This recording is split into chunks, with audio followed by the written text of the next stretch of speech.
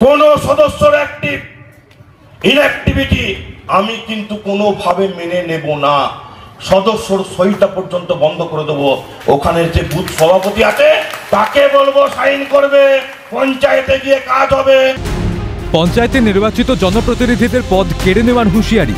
বিজয় সম্মিলনীর মঞ্চ থেকে কার্যত ফরমান ঘোষণা করেন তৃণমূলের বিষ্ণুপুর সাংগঠনিক জেলা সভাপতি সুব্রত দত্ত। আর পঞ্চায়েতের সদস্য, পঞ্চায়েত সমিতির সদস্য, জেলা পরিষদের সদস্য, তোমরা যদি ভাবো তোমাদের ইলেকশন পেরিয়ে গেছে, একটা জিনিস ভাববে, দলটা কিন্তু সিম্বল দিয়েছিল তোমাদের ইলেকশন পেরিয়ে গেছে, বাকি বিধানসভার লোকসভা ইলেকশনটা দলের দায়িত্ব, এটা কিন্তু মেনে নেব না। কলমটা কেড়ে নেব।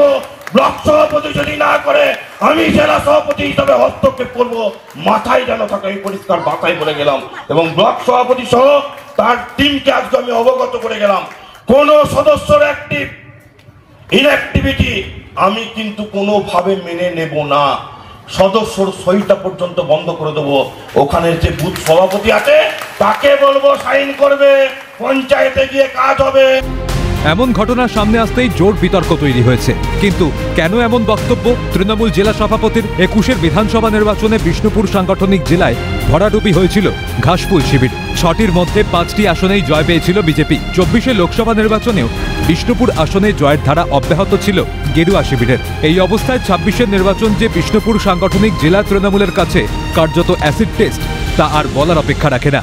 এই আবহে তৃণমূলের বিষ্ণুপুর সাংগঠনিক জেলা সভাপতি সুব্রত দত্তের বক্তব্য, মানুষের কাজ করার জন্য দল তাদের জিতিয়ে সদস্য করেছে, তাই তাদের নিষ্ক্রিয়তাকে দল কোনোভাবেই রেয়াত করবে না।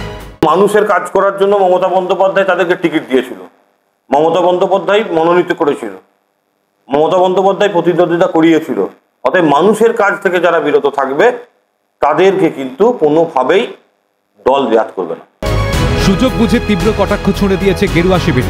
সোনামুখীর বিজেপি বিধায়ক দিবাকর ঘরামির মন্তব্য, এই রাজ্যে শাসক দল ও প্রশাসন এক হয়ে গেছে। এই বক্তব্য তারই প্রমাণ যে তৃণমূল কংগ্রেসে প্রশাসন আর পার্টি বলে কিছু নেই, দুটো মিলেমিশে একাকার। যে এই তৃণমূল কংগ্রেসের জেলা সভাপতির চিৎকার শুরু হয়েছে, আর এই চিৎকার আর হারার ভয়ে এই ভুলভাল বকছে, বিভিন্ন জায়গায় বিভিন্ন ভুল বক্তব্য রাখছে, ভুল কাজ করছে। এই 26-এ আবার তৃণমূল কংগ্রেস হারবে, বিষ্ণুপুর সাংগঠনিক জেলায় সমস্ত বিধানসভা হারবে, সোনামুখী বিধানসভা হারবে, সেটা বুঝতে পেরে এ পাগলের মতন ভুল বকছে। 26-এর নির্বাচনে বিষ্ণুপুরের হারানো জমি পুনরুদ্ধার করতে পারবে তৃণমূল, নাকি ফের তা দখল রাখবে বিজেপি? স্বরূপ রায়ের রিপোর্ট, ক্যালকাটা নিউজ।